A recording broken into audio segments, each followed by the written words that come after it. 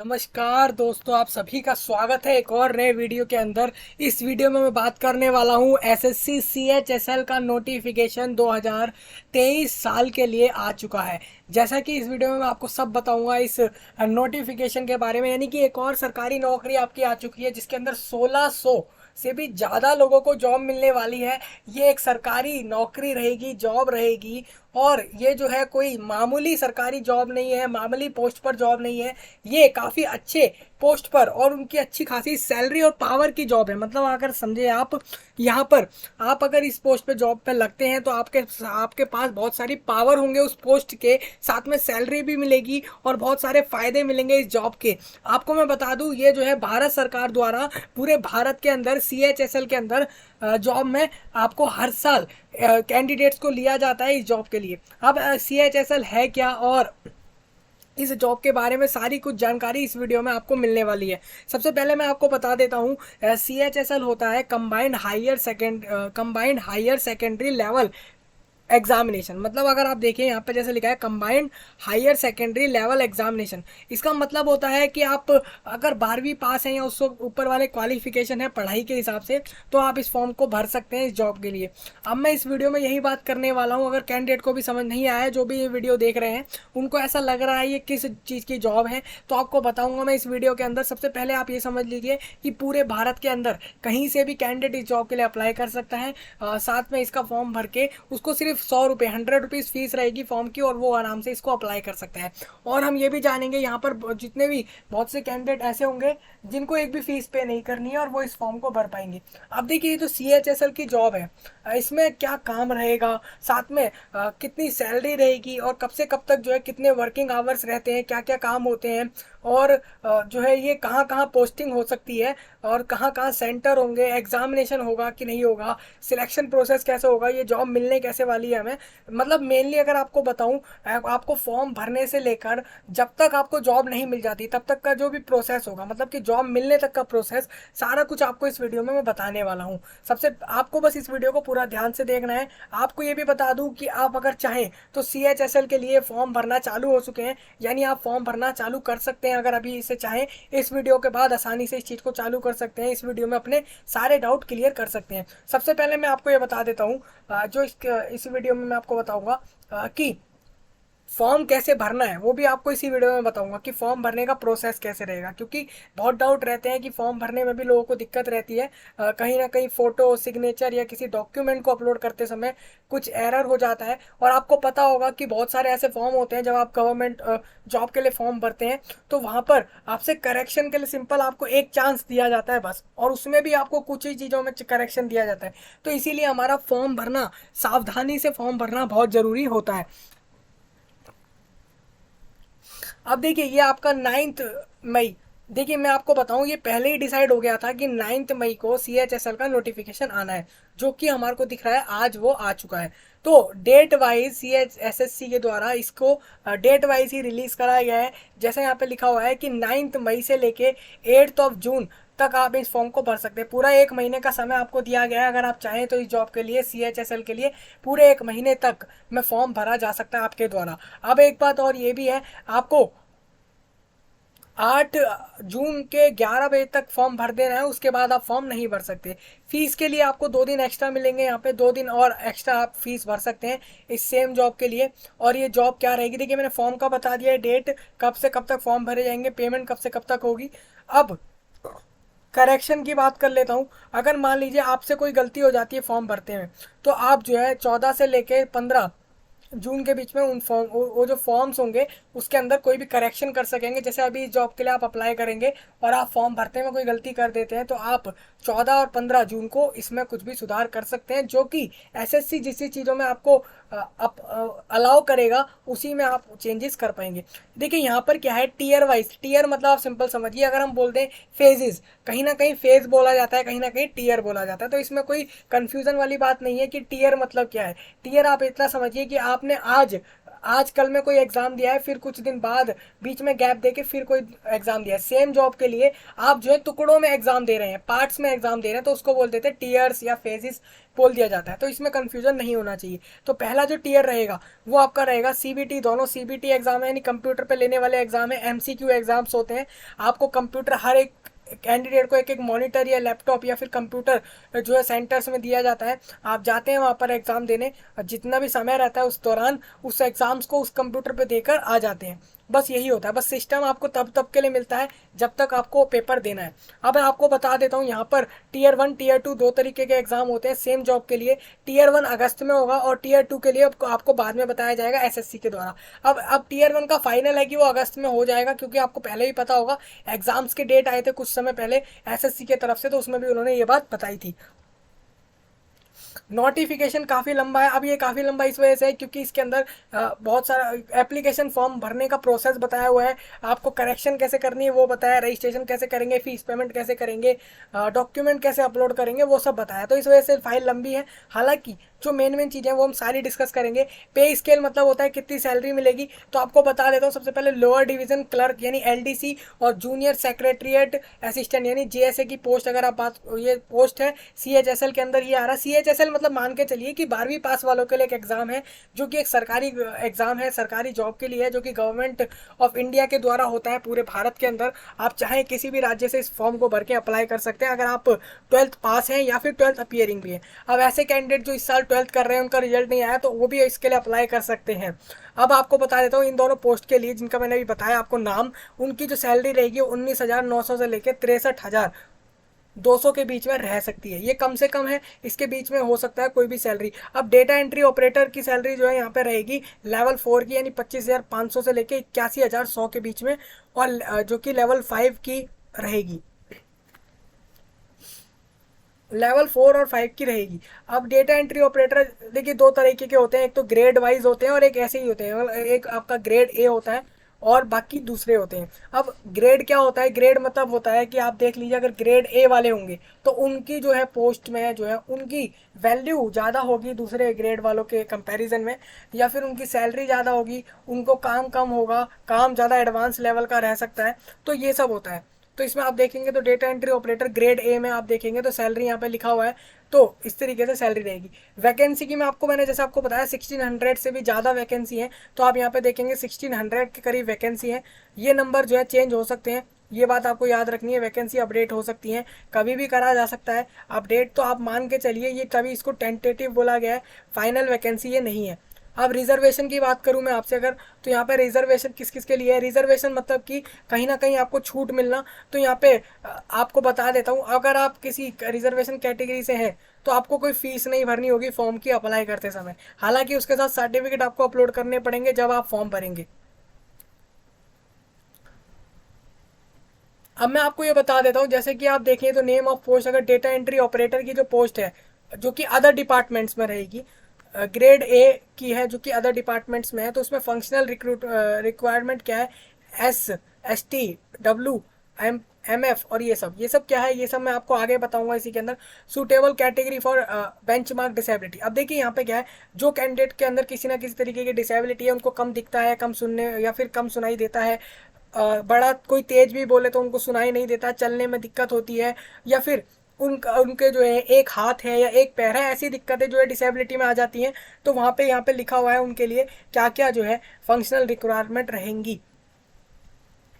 अब मैं आपको बता देता हूँ, आपने अगर ये डिसेबिलिटी में अगर आपने ऊपर देखा है, यहाँ पे 3 पोस्ट आपको बताई गई है। एक तो डेटा एंट्री ऑपरेटर है, आप अगर देखें यहाँ पे तो एक डेटा एंट्री ऑपरेटर है और एक लोअर डिवीजन क्लर्क और जूनियर सेक्रेटरियल असिस्टेंट यानी कि जेएसए के लिए रहेगी। दो तरह की पोस्ट हो गई हैं।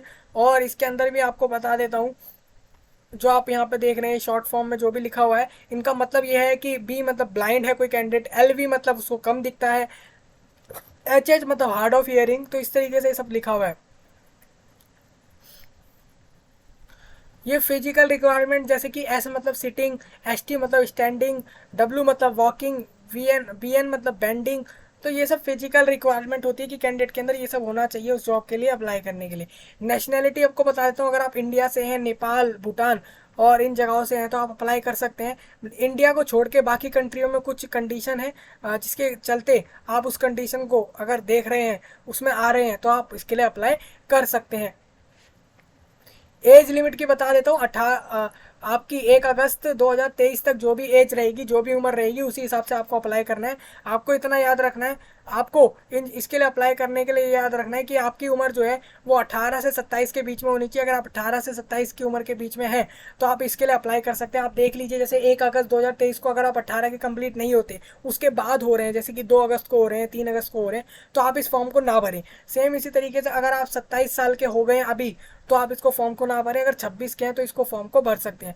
तो ये आपकी एज है। साथ में यहाँ पे आपको डेट भी दे दी गई है। अगर आपका 14 जुलाई 1988 के बाद का जन्म है तो आप इसको भर दीजिए। और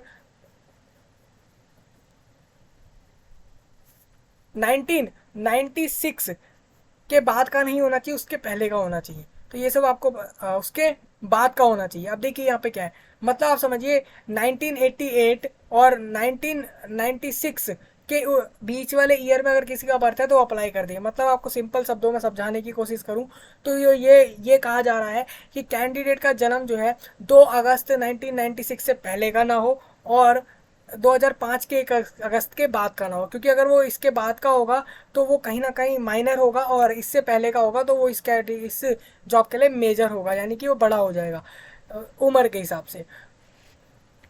छूट की बता देता हूँ। अगर कोई SC ST कैंडिडेट अप्लाई करेगा, यानी कि अनुसूचित जाति और जनजाति वाले लोग अगर इस फॉर्म को भरेंगे जॉब के लिए, तो उनको जो है 5 साल यहाँ पे छूट मिलेगी। अगर OBC कैंडिडेट भरेंगे तो उनको 3 साल की मिलेगी। पर्सन विद बेंचमार्क डिसेबिलिटी में अगर कोई अनरिजर्व कैटेगरी से है तो उनको 10 साल, और person with benchmark disability OBC से आप करेंगे तो उनको 13 साल। 13 साल क्यों है उनको 10 साल? तो एक तो वैसी मिल जाएगी डिसेबिलिटी वाली, और 3 साल उनको रिजर्वेशन कैटेगरी वाला भी मिल जाएगा। तो इस तरीके से आपको रहेगा। एक्स सर्विस मैन के लिए भी है यहाँ पे। सेंट्रल गवर्नमेंट के किसी ना किसी सर्वेंट है, वो किसी ना किसी सर्वेंट नहीं, आप कह लीजिए सर्विस करते हैं किसी ना किसी डिपार्टमेंट में, तो उनको भी छूट मिलेगी जो उसकी उम्र में रहेगी।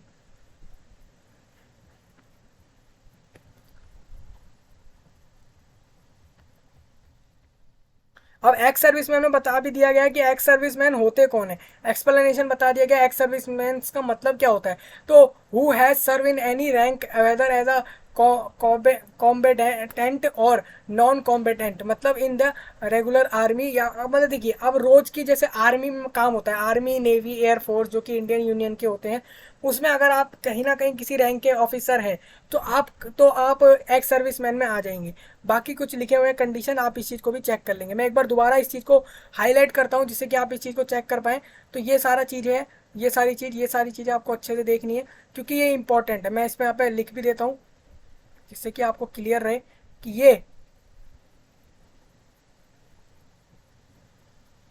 ये आपके लिए इंपॉर्टेंट हो जाएगा।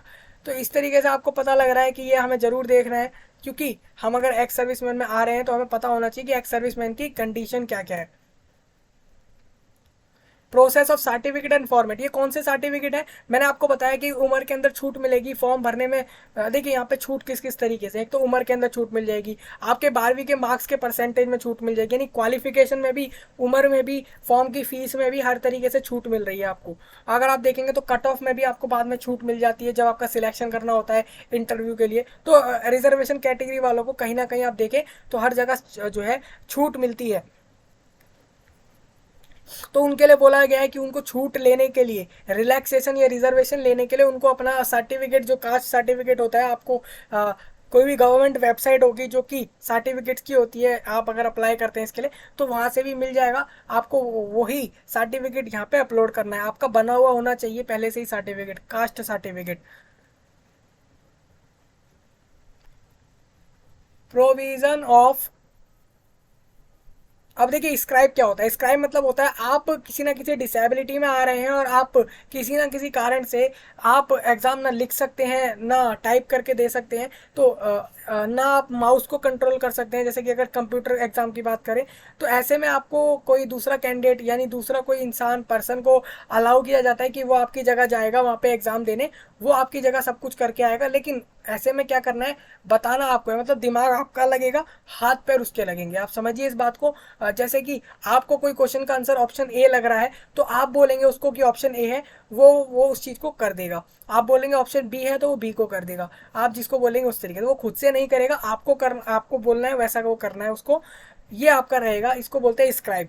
तो ये आपका होता है, आपको अलाउ किया जाता है पर्सन बेंचमार्क डिसेबिलिटी वाले कैंडिडेट को ये अलाउ किया जाता है। इसमें बोला भी गया है कि कैंडिडेट अपना खुद का स्क्राइब, यहाँ पे जैसे होता है कहीं ना कहीं बोले जाते हैं कि वो अपना खुद का स्क्राइब लेके जाए।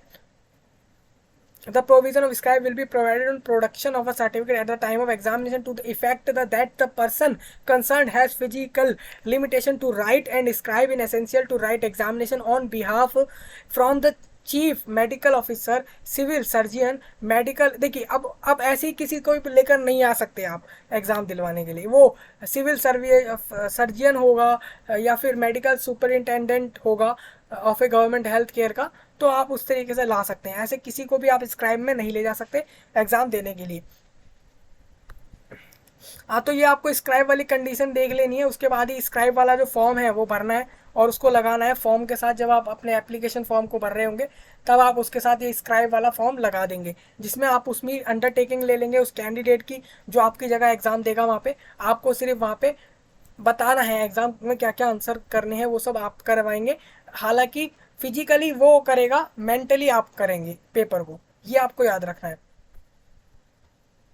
यहाँ पर 20 मिनट्स पर आवर पे एक्स्ट्रा मिलती है। अगर कोई एग्जाम 3 घंटे का है तो 60 मिनट एक्स्ट्रा मिल जाएगी उन कैंडिडेट को, डिसेबल कैंडिडेट्स को। अब मैं क्वालिफिकेशन की बात करूंगा एजुकेशन वाइज, तो आप देखेंगे तो डेटा एंट्री ऑपरेटर यानी डीईओ के लिए जो कि ग्रेड ए में है, तो उनके लिए क्या बोला गया है, और ऑडिटर जनरल ऑफ इंडिया के लिए क्या बोला गया है। ये बोला गया है कि ministry of consumer affair, food and public distribution and ministry of culture के अंदर हो सकती है। ये जो जॉब आपकी रहेगी वो इन जगहों पे होगी। इसमें आपको बोला गया है कि आपका 12वीं पास होना चाहिए साइंस से, वो भी मैथ सब्जेक्ट होना चाहिए उसके अंदर, और किसी भी बोर्ड से आपने कराया तो आप इस पोस्ट के लिए अप्लाई कर सकते हैं, जो कि ये वाला पोस्ट रहेगा। सेकंड वाला पोस्ट है जेएसए और एलडीसी के लिए, और साथ में ग्रेड ए के डेटा एंट्री ऑपरेटर को छोड़ के बाकी वाले जो डेटा एंट्री ऑपरेटर्स के लिए लिए जाएंगे, उसमें आपको बोला गया आपका 12th पास होना चाहिए, बस ये ज़रूरी है। चाहे साइंस से ना हो, कॉमर्स आर्ट्स से भी चल जाएगा, तो आप इस चीज़ को देख सकते हैं। द कैंडिडेट, अब कैंडिडेट की कट ऑफ कैसे आएगी, कट ऑफ आपकी बता देता हूँ। आप अगर देखेंगे, आपको ये बोला गया आपका रिजल्ट, अभी जो कैंडिडेट अपीयरिंग वाले हैं 12th में, उनका जो है रिजल्ट आ जाना चाहिए 1 अगस्त 2023 से पहले, तो वो भी फॉर्म भर सकते हैं। तो उनको ये बात पता होनी चाहिए कि हमारा रिजल्ट जुलाई के एंड से पहले पहले आने वाला है, तो हम इस फॉर्म को भर दें। फॉर्म अभी भरने हैं, लेकिन आपको ये बात पता होनी चाहिए कि रिजल्ट पहले आना चाहिए।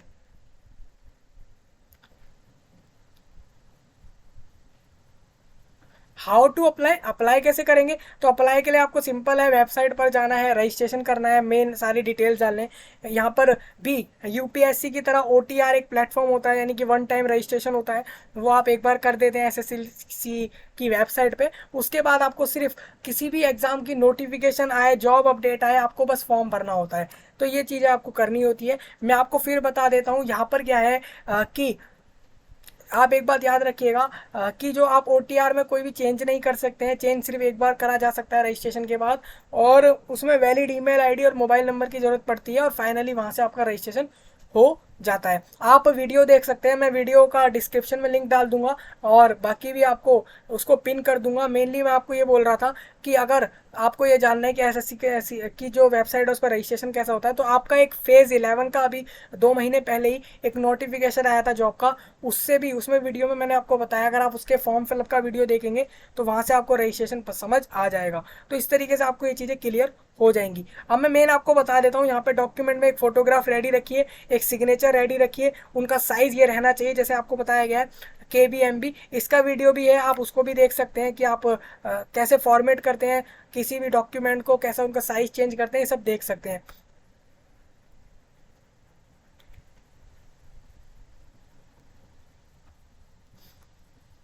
अब एप्लीकेशन फीस मैंने जैसे आपको बताया 100 रुपीज़ पे करने होंगे। जितनी भी महिलाएं फॉर्म भरेंगे और वो कैंडिडेट जो कि चाहे वो मेल हो और वो अगर अनुसूचित जाति जनजाति या फिर किसी ना किसी डिसेबिलिटी में आ रहे हैं, एक्स सर्विसमैन आ रहे हैं, तो उनको एक भी फीस नहीं पे करनी है यहाँ पे।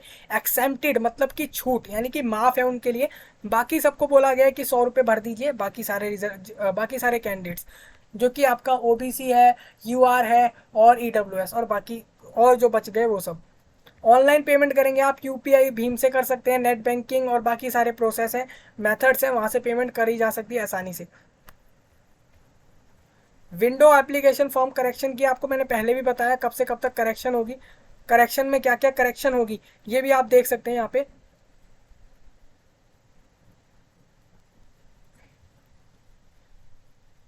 करेक्शन जो है अलाउड होगी 2 time during the window for a correction. If उसने मिस्टेक कर दी है फॉर्म के अंदर तो वो करेक्शन कर सकता है।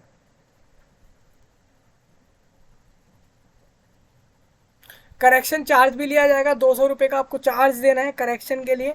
अगर आप फॉर्म में कुछ करेक्ट करते हैं और फिर सबमिट करते हैं तो 200 रुपये आप फिर एक्स्ट्रा उसके अंदर पे करेंगे। सेंटर्स ऑफ एग्जामिनेशन, ये एग्जाम कहाँ का होगा सीएचएसएल का, तो सीएचएसएल का एग्जाम आपका जहाँ जहाँ होगा आपको बता देता हूँ। भागलपुर, मुजफ्फरपुर, पटना, पूर्णिया, आगरा, बरेली, गोरखपुर, झांसी, कानपुर, लखनऊ, मेरठ, प्रयागराज, वाराणसी और इन जगहों पे होगा। ये सेंट्रल रीजन है और कुछ कुछ ईस्ट रीजन भी हैं, वेस्ट रीजन भी रहेंगे। एसएससी रीजन और state union territory under the jurisdictions of the region. इसमें आप अगर देखें तो बिहार और उत्तर प्रदेश के बारे में बताया कि बिहार और उत्तर प्रदेश में आपका ये एग्जामिनेशन सेंटर रहेगा। मतलब इन जगहों के अलावा अगर इन स्टेट में अगर इन जगहों को छोड़ दें और इनके बाहर वाली जगहों की बात करें इन दोनों स्टेट के अंदर तो वहाँ ये एग्ज़ाम नहीं होगा।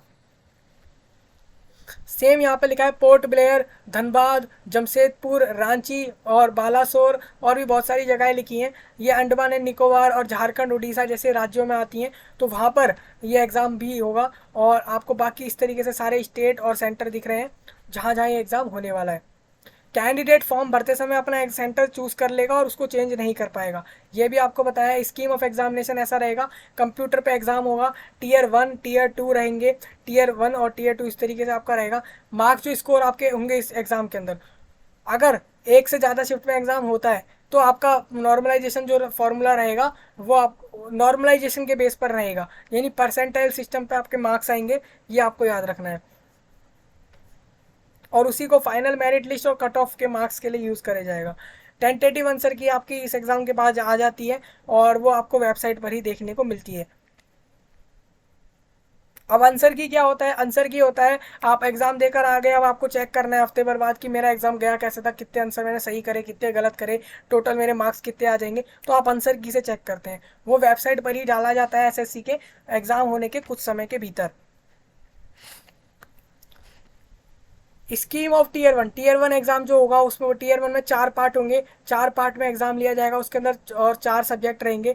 नॉट इन सीक्वेंस में नहीं बताया ये आपको, ऐसा नहीं है कि आप एग्जाम में देखें कि हमें तो बोला था पार्ट 1 इंग्लिश होगा, आपको जनरल बता दिया गया है 4 पार्ट है, इनमें से कोई भी आगे पीछे हो सकता है।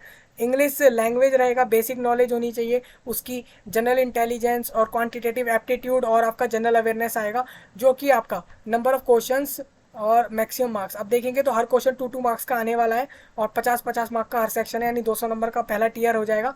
आपको 60 मिनट्स मिलेंगे, 80 मिनट्स उनको मिलेंगे जो कि डिसेबिलिटी कैंडिडेट्स आ रहे हैं उसके अंदर टीयर 1 के एग्जाम के लिए। सेम टीयर 2 का एग्जाम आपको बताऊं तो टीयर 2 का एग्जाम जो होगा उसमें आपको बोला गया है सेशन 1 लिया जाएगा 2 घंटे 15 मिनट का सेशन। पहले सेशन के अंदर सेक्शन वाइज अगर देखें तो सेक्शन 1 होगा जिसके अंदर मॉड्यूल दिए जाएंगे। एक मॉड्यूल होगा मैथमेटिक एबिलिटीज़ का, एक होगा रीजनिंग एंड जनरल इंटेलिजेंस का, जिसके अंदर 60 क्वेश्चंस रहेंगे और 3-3 मार्क्स का हर क्वेश्चन रहेगा, तो 180 मार्क्स का हो जाएगा ये सेक्शन 1 का। टीयर 2 में आपका सेशन 1 जो होगा वो 2.25 घंटे का रहेगा, 2 आवर्स 15 मिनट्स का, उसमें से 60 क्वेश्चन आएंगे और 180 मार्क्स का पेपर रहेगा। आपको बोला गया है कि 1 घंटा यहाँ पे एक्स्ट्रा मिल जाएगा, क्यों मिलेगा, उनको मिलेगा 20-20 मिनट, एक घंटे के हिसाब से 3 घंटे पे 60 मिनट, यानी 1 घंटा एक्स्ट्रा रहेगा डिसेबल कैंडिडेट के लिए।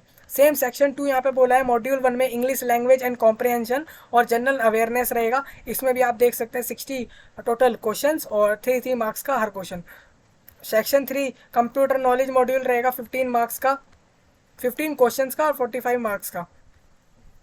फिर सेशन अलग से एक और सेशन लिया जाएगा। ये अब देखिए यहाँ पे सेशन में ब्रेक रखा जाएगा, पहला सेशन हुआ फिर उसमें ब्रेक रख के दूसरा सेशन, दूसरे सेशन में एक पार्ट ए आएगा जिसमें स्किल टेस्ट होगा, डीईओज यानी डेटा एंट्री ऑपरेटर की पोस्ट के लिए रहेगा, और टाइपिंग टेस्ट लिया जाएगा जो कि डीईओज के लिए ही रहेगा टाइपिंग टेस्ट भी, लेकिन उसमें आपका ग्रेड ए वालों को छोड़ के रहेगा। तो आपने देख लिया किस तरीके से ये रहेगा, पूरा मैंने आपको बता दिया है। दो टीयर होंगे, उस दोनों के एग्जाम होने के बाद आपका फाइनल मेरिट लिस्ट, फिर इंटरव्यू और फाइनली जॉब, इस तरीके से रहेगा। कैंडिडेट को सारे सेक्शन टीयर 2 के अंदर क्वालिफाई करने हैं। आप अगर देखेंगे तो अलग अलग सेशन के अंदर जो सेक्शंस थे वो आपको जरूर क्वालिफाई करने अलग अलग सेपरेटली, तभी आप जो है मेरिट लिस्ट के लिए एलिजिबल होंगे। मल्टीपल चॉइस क्वेश्चन होंगे टीयर 2 के अंदर, सेक्शन 3 के मॉड्यूल 2 को छोड़कर।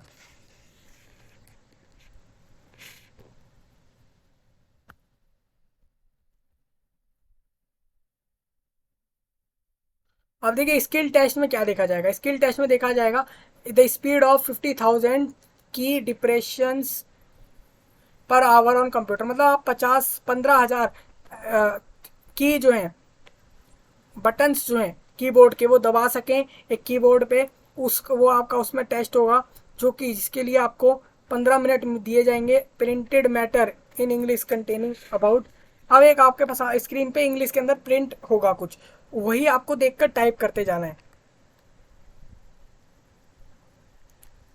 तो ये टाइपिंग वाला बता दिया गया है। टाइपिंग टेस्ट जो रहेगा बाकी पोस्टों के लिए एलडीसी और जेएसए के लिए भी बता दिया गया है, कैसे होगा वो भी आपको देख लेना है। यहाँ पे आपको बोला है कैंडिडेट को क्या करना है, अगर वो इंग्लिश मीडियम लेता है इस टाइपिंग के लिए तो उसको 35 वर्ड 1 मिनट के अंदर टाइप कर देने हैं। इंग्लिश मीडियम में अगर वो लेता है तो उसको जो है 30 वर्ड जो है टाइप कर देने हैं 1 मिनट के अंदर।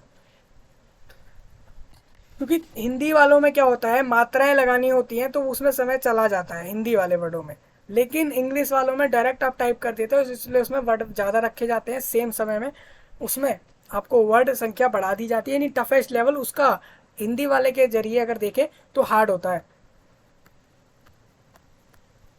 इंडिकेटिव सिलेबस, अब देखिए जो मैंने आपको ऊपर सब्जेक्ट्स बताए जो जो एग्जाम्स के अंदर आएंगे, उसमें सिलेबस देखें तो इंग्लिश लैंग्वेज का सिलेबस लिखा है, एरर्स आएंगे, ओमिशंस आएंगे, वॉइस ऑफ वर्ब्स आएंगे, कॉम्प्रहेंशन पैसेज आएंगे। तो ये जो आपका लिखा हुआ है ये सारा जनरल इंटेलिजेंस का सिलेबस लिखा है। क्वांटिटेटिव एप्टीट्यूड में आपका नंबर सिस्टम, एलजेब्रा, जियोमेट्री, ये सारा कुछ आएगा, मेंसुरेशन, ये सब आएगा।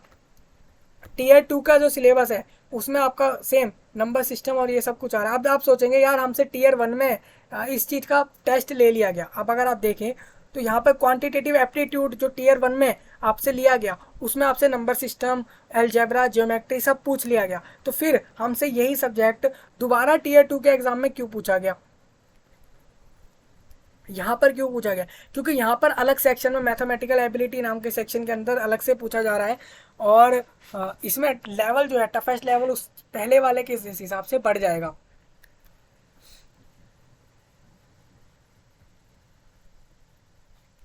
तो ये पूरा सिलेबस है, आप अगर देखेंगे इसको कंप्यूटर बेसिक्स आएंगे और बाकी सब आएगा। अब सिलेबस के बाद admission to the examination, document आपको एक आईडी प्रूफ चाहिए होगा फॉर्म भरते समय, वो आपको अपलोड करना पड़ेगा। पोस्ट प्रेफरेंसेस, अब यहाँ पे क्या है, examination is being held for multiple post for various ministries.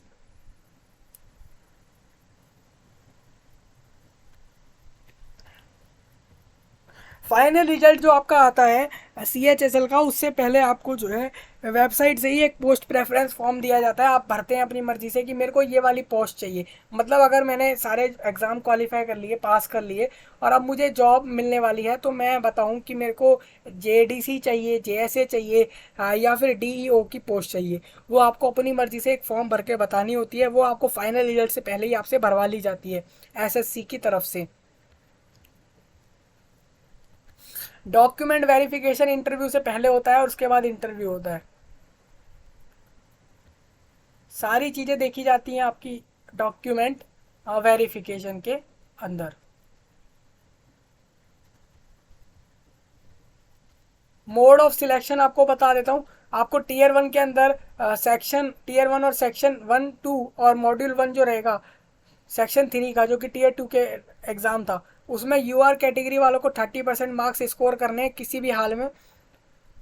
Reservation वालों को इस तरीके से स्कोर करने पड़ेंगे अगर आपको फाइनली शॉर्टलिस्ट होना है।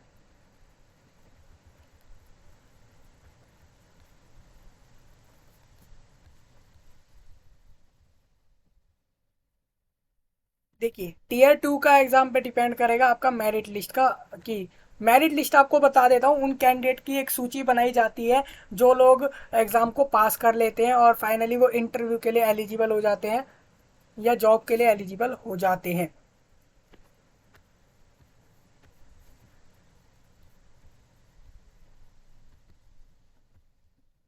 अब रिजोल्यूशन टाई केस मतलब दो कैंडिडेट के अगर सेम मार्क्स आ गए तो कैसे सॉल्व किया जाएगा वो बताया है।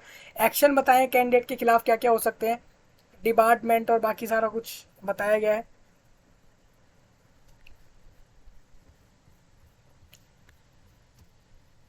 अब देखिए ये सर्टिफिकेट के फॉर्म्स हैं। अगर आप देखेंगे फिजिकल लिमिटेशन वालों को ये वाला फिजिकल लिमिटेशन की वजह से वो चाहते हैं कि एग्जामिनेट टू राइट, वो चाहते हैं कोई दूसरा कैंडिडेट या पर्सन जो है उसकी जगह एग्जाम लिखे, तो उसके लिए यहाँ पे ये वाला सर्टिफिकेट का फॉर्म भरना होगा।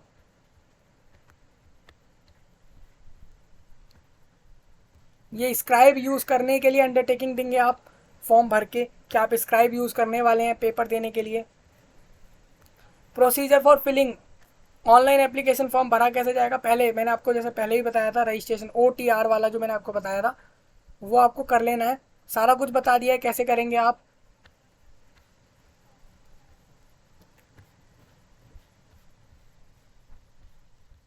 आप देखिए ये इस तरीके से रजिस्ट्रेशन होता है। आप देखेंगे तो ये सारे डिटेल्स आप डालते हैं यहाँ पे, ये आप आधार नंबर और बाकी सारा कुछ डाल के फॉर्म भरा जाता है।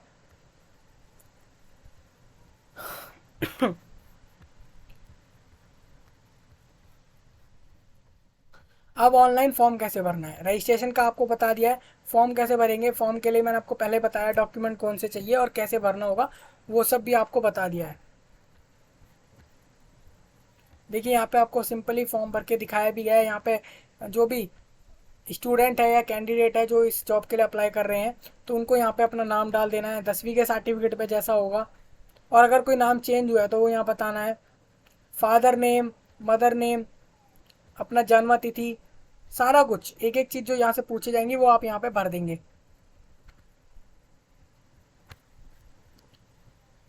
मीडियम देखिए यहाँ पे आपसे पूछ लिया गया है। मैंने आपको जैसे बोला नहीं था अभी कि मीडियम आपसे पूछा जाएगा, जैसे कि टाइपिंग टेस्ट में अगर आप हिंदी मीडियम लेंगे तो ये इतने वर्ड टाइप करने हैं, इंग्लिश लेंगे तो। अब देखिए यहाँ पे कंप्यूटर एग्जाम जो हो रहा है मैंने आपको बताया कि भाई बाईलैंग्वेज है, मतलब कि ऐसा नहीं है अब ऐसा नहीं है कि एक ही लैंग्वेज में आ रहा है एग्ज़ाम। यहाँ पे एक से ज़्यादा लैंग्वेज में आने वाला है, तो आप हिंदी ले सकते हैं जिस लैंग्वेज में चाहे। अगर आपको जो ऑप्शन दिख रहे होंगे उनमें से अपना लैंग्वेज चूज़ करेंगे किस लैंग्वेज में आपको एग्ज़ाम देना है। CHSL 2023 का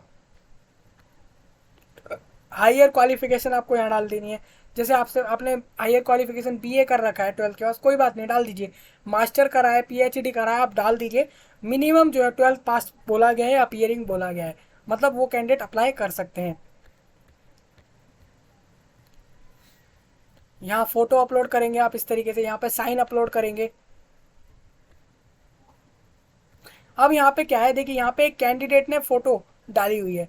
ये फोटो से बताया भी गया आपको कि ये वाली फोटो करेक्ट है। अगर आप देखें तो इस फोटो में क्या है, कैंडिडेट के पीछे का बैकग्राउंड वाइट है जो कि हमें बोला जाता है। कैंडिडेट की पूरी शकल, पूरा फेस यहाँ पे आपको दिख रहा होगा, पूरा फेस आ रहा है कैंडिडेट का। अब फेस के अलावा यहाँ पे कैंडिडेट की अगर आप देखें तो यहाँ पे कैंडिडेट के दोनों कान दिख रहे हैं, और कैंडिडेट की जो है नॉर्मली अगर आप देखें तो यहाँ पर कैंडिडेट को दोनों आंखें क्लियरली दिख रही हैं। ये सब भी हमें पता लग रहा है, और एक नॉर्मल तरीके से फोटो है, तो आप इस चीज़ से समझ सकते हैं। अब मैं यहाँ पे कुछ कंडीशंस आपको दिखाऊंगा जो एक्सेप्ट नहीं होते हैं। जैसे कि अगर आपने क्या करा है एक्स्ट्रा कलर, यहाँ पे आप देखेंगे तो ये पहले फोटो खींची गई, उसके बाद यहाँ पे एक्स्ट्रा कलर डाल दिया गया, जैसे कि ग्रीन लाइट कलर का यहाँ पे इफेक्ट डाल दिया गया है, तो ये फोटो एक्सेप्ट नहीं होगी। सेम ज़्यादा क्लोज हो गई ये फोटो, आप देख रहे हैं पूरा फेस के पास ही ले आए हैं कैमरे को, तो भी अपलोड नहीं होगी। आपने टोपी, किसी टोपी वोपी जो है वो लगा दी है और उसके बाद अपलोड कर रहे हैं तो नहीं होगी। ब्लर, धुंधली फोटो अपलोड नहीं होगी।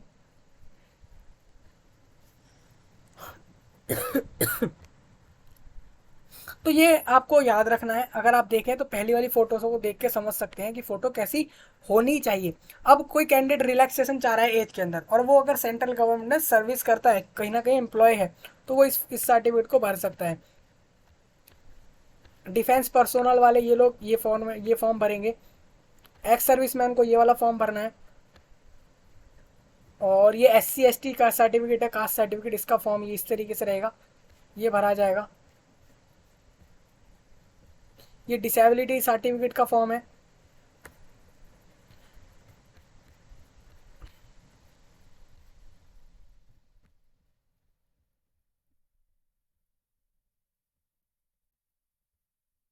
ये जो PWPD वाले कैंडिडेट होते हैं उनके लिए। अब देखिए यहाँ पे EWS का भी सर्टिफिकेट आपको दिया गया है, क्योंकि इनके लिए भी रिजर्वेशन था। अगर आप देखेंगे तो अगर ये बेंच मार्क डिसेबिलिटी में आ रहे हैं तो इनको भी रिलैक्सेशन है यहाँ पे। तो इस तरीके से मैं आपको बता रहा था कि आपको ये, अब ये सर्टिफिकेट कहाँ लगाने वाले हैं आप, तो इस सर्टिफिकेट्स को आपको फॉर्म भरते के साथ ही, अगर वहाँ पे बोला गया है सर्टिफिकेट नंबर मांगे हैं, इनकी डिटेल्स मांगी है, या अपलोड करने को बोला है तो आप अपलोड करेंगे, नहीं मांगा तो कोई ज़रूरत नहीं होगी इसकी। लैंग्वेजेस फॉर एग्जामिनेशन में आपको बता देता हूँ। एग्ज़ाम के लिए आप देख लीजिए, टोटल 15 भाषाओं में एग्ज़ाम रहेगा। आप चाहें इनमें से किसी भी भाषा में एग्ज़ाम को दे सकते हैं। हिंदी, इंग्लिश, असमी, बंगाली, गुजराती और बाकी सारी भाषाएं हैं, इनमें से किसी में भी एग्ज़ाम दे सकते हैं। सिर्फ इन 15 भाषाओं के अलावा अगर आप किसी दूसरे भाषा से आते हैं, दूसरी भाषा आपको आती है, तो उसमें एग्ज़ाम नहीं दे सकते। इनमें से ही किसी को चूज़ करना पड़ेगा। तो इनमें से ही आप चूज़ करेंगे वो लैंग्वेज। अब अगर आप यहाँ देखें तो यहाँ पे जितने भी ऑप्शन मेरे को यहाँ दिख रहे हैं, यहाँ पे एक चाइनीज़ लैंग्वेज जो है उसका ऑप्शन नहीं है। मैं एक एग्जांपल ले रहा हूँ, तो आप अगर चाइनीज़ लैंग्वेज में इस एग्ज़ाम को देना चाह रहे हैं तो आप नहीं दे सकते हैं। इनमें से ही आपको कोई चूज़ करना पड़ेगा। तो आपको समझ आ गया होगा, इन्हीं लैंग्वेज में एग्ज़ाम देना है, इसके अलावा लैंग्वेज में एग्ज़ाम नहीं दे सकते हैं आप। तो ये पूरा नोटिफिकेशन डिस्कस हो चुका है पूरा इस वीडियो में, कि CHSL की एक और नई जॉब आपके लिए जो आई है उसके नोटिफिकेशन की बात पूरी इस वीडियो में हमने करी है। आपको अप्लाई कब से कब तक करना है तो आपको बता देता हूँ। आज से फॉर्म भरेंगे आप और 8 जून तक फॉर्म भर सकते हैं। आराम से तसल्ली से फॉर्म भरिए, कोई जल्दी नहीं है, लेकिन करेक्शन के साथ और अच्छी सारी डिटेल्स के साथ इस फॉर्म को भरें। तो यही था पूरा CHSL 2023 के लिए। इस वीडियो को करेंगे एंड यहीं पर, और मिलेंगे नए वीडियो में। तब तक के लिए आप सभी का धन्यवाद।